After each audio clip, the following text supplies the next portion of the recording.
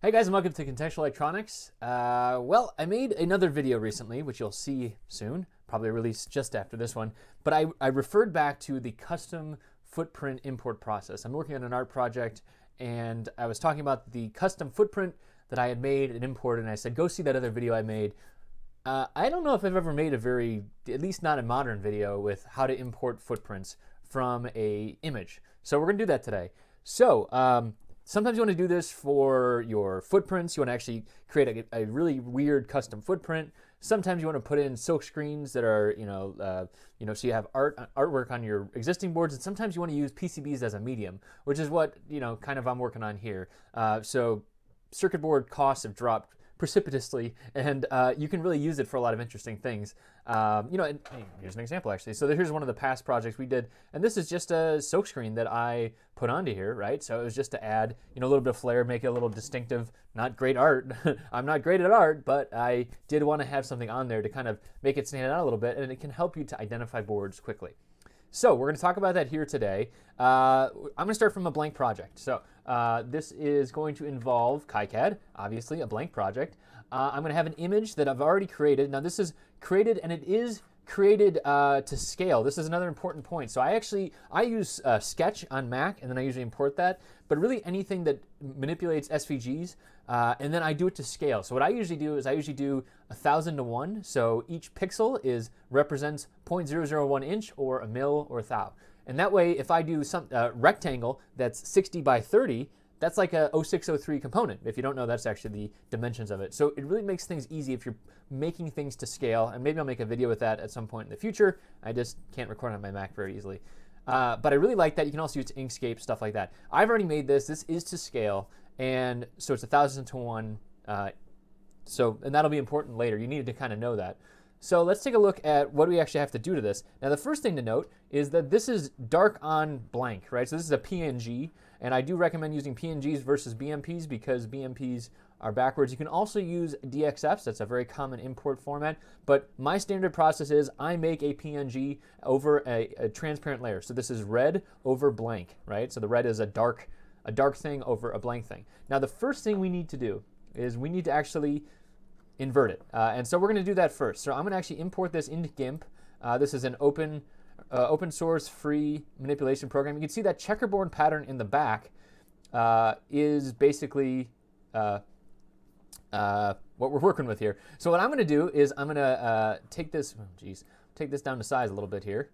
And I'm going to open up a toolbox.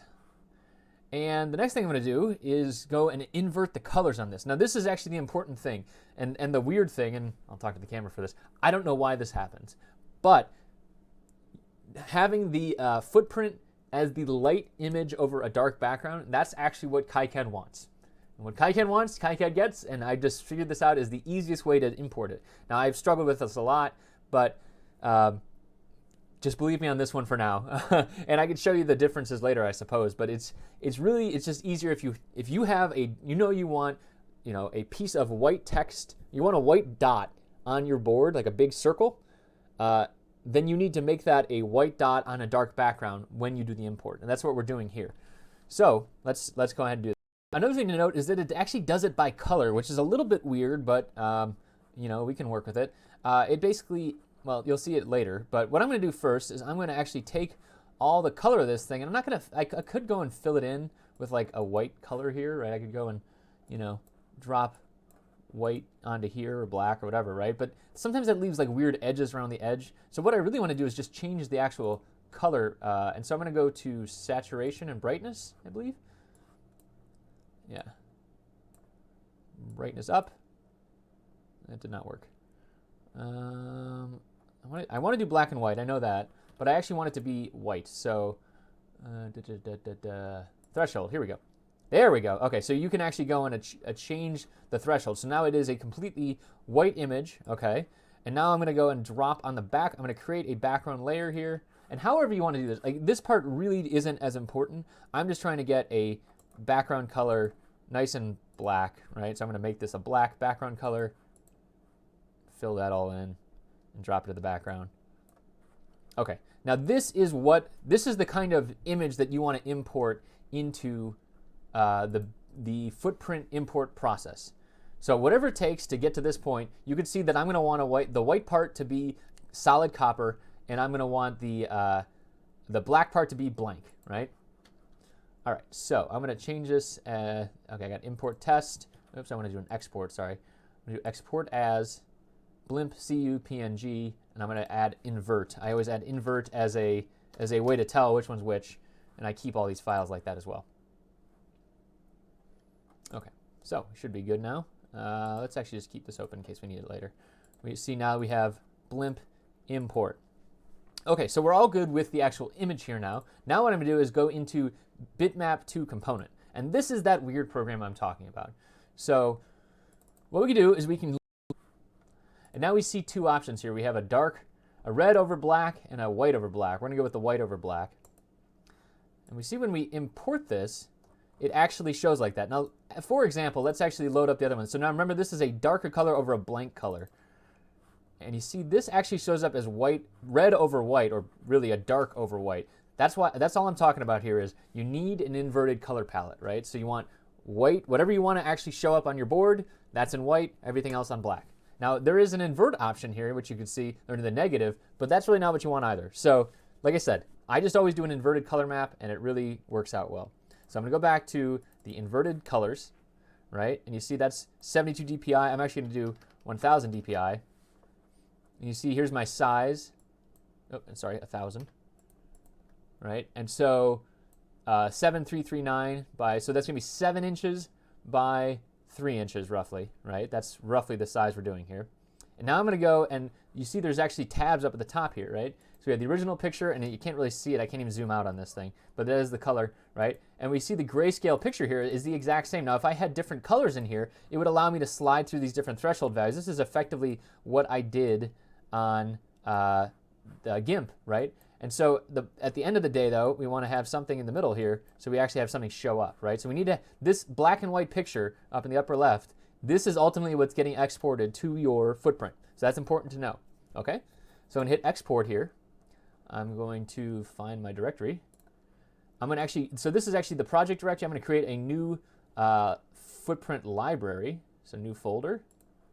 And we're going to call this blimp.pretty. And .pretty is the extension for a footprint library in KiCad, right? We're going to call this blimp. And that'll be a .KiCad_mod. Okay, so now we have that exported. Cool. Now I'm going to go into here, into the actual layout program. This is PCB new. And now if I want to go and import this, right, first thing I have to do is actually add the footprint library. So I'm going to go into the footprint library wizard, find the file on my computer. I'm going to go to the desktop. So users, my username, desktop, and then this is the test thing that I was looking at. Then I want the .pretty, and I select the .pretty directory. Cool. And now what it's doing is it's checking that this is actually the right format, right? So it's showing that it's a KiCad format folder. And now I'm going to add it just to this project, right? The reason being that I don't need to have this footprint attached to the every time. So I like to keep things kind of separate. I want to just have it on this project. I don't need this footprint library for everything I'm doing. If I did, I would add it to the global library configuration. All right, so now it's in there, right? Now I go to load a footprint. I click here. I hit OK. Oops, sorry, I had search by keyword. Those were old footprints. So now it's going to actually go and actually load up all of my footprint libraries. So that's actually what it's doing in the background right now. It's loading up all the footprint libraries in the background. Maybe. Okay. List. Oh, sorry, I hit list all, not search by keyword.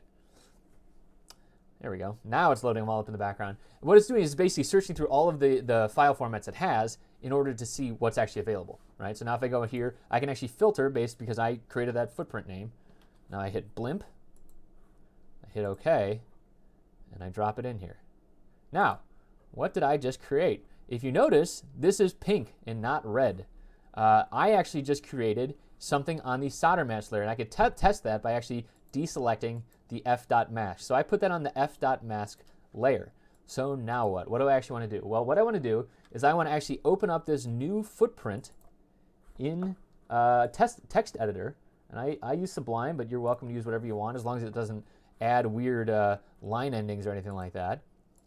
So I'm actually going to drop it into here. And now this is what a footprint looks like. And what you can see is that it's actually listing all the layers that this stuff's on, right? And the thing that we need to actually look at here is at the end of the FP poly, it's actually this here. It's actually that it's dropping it onto the f.mask layer. So what I normally modify here, I modify a couple things. I actually change the name of it. So I'm going to call this blimp internally here. I'm going to change the name from logo to blimp. I'm going to change the prefix to B whatever. So if I had multiple footprints here, it would be B1, B2, B3, whatever. I'm going to change this. I'm going to leave the layer on the Silkscreen, right? So these are actually the labels that go onto the Silkscreen. You see they are hidden, right? And then what I'm going to do is I'm going to search for f.mask, right? You see that exists in all these different positions on here. This is actually each footprint that I actually created there. So I'm actually going to do Control H in here and do a find replace. So f.mask is what I'm searching for, and I'm going to replace it with f.cu, right? Because I want that to be on the copper layer, right? I'm going to go through and search, and you see it is finding it. I'm going to go replace all, and now they're all switched over to f.cu. Okay, I'm going to hit save, close this out. I'm going to actually close out. I'm actually going to delete this wherever I put it here. Remove that, right? So I'm going to hit. I'm going to actually save this and close it. And I usually close up KiCad just to make sure that it reloads everything. I'm not actually sure when the load happens, but if you ever are having issues with, oh, my footprint's not changing, I actually just close the program and open it back up just to make sure the libraries are reloaded. This is specifically with the footprint stuff. I don't know how to fix it otherwise, but again, a lot of these videos that I make are about not explaining the behavior, just showing you how to get around them. So I'm going to close KiCad, open it back up, go back to my, look at my screen. I'm going to open this project back up. I'm going to open up my layout again. Taking a second. Probably loaded in the background. Now I'm going to do the same thing. So add footprint, click, list all. It's loading up here. Doop-a-doo. Sometimes it takes a second just because it's loading through loading all the footprints. Again, I know the name, so I'm just going to search for the name. And I do recommend that you actually change the name so that you're easily findable. Even I probably should have called this footprint blimp_cu or something like that, because if you have multiple layers, you want to do that. And now what you see is it is the copper layer. We can verify that by turning off the copper layer on and off, right? So we've created a layer. We've taken a PNG. We've created a footprint. We've turned that footprint from the layer it defaults to, usually either Silkscreen or Soldermask layer, the Soldermask relief layer. And then we moved to the copper layer. Now you can also do this with you can move this to the back copper layer. Of course, you want to mirror your image at that point. You can do all of the different Silkscreen layers. You can do the outline layer if you really want to. So what this was about was basically taking an image and modifying that image so that it could fit into the bitmap to footprint converter easily, and then modifying that footprint file to work on your board. So if you have any questions, I hang out at the KiCad.info forum. I'm an administrator there. I run Contextual Electronics. We have a forum for that as well. You can ask questions on either of those. Usually YouTube is not the best place to get a response from me, but there are other people that respond on YouTube. I also run a course called Contextual Electronics where we teach you how to build PCBs. We don't usually do art stuff, but we do definitely add art to our functional PCBs because we're actually making PCBs that are useful. So this is a little art project I wanted to update with how my flow normally for importing artwork into KiCad. And so hopefully this was helpful. So if you like this video, please do give it a thumbs up. And thanks for watching. We'll have more KiCad videos and more general electronics videos here in the future on Contextual Electronics. Thanks for watching.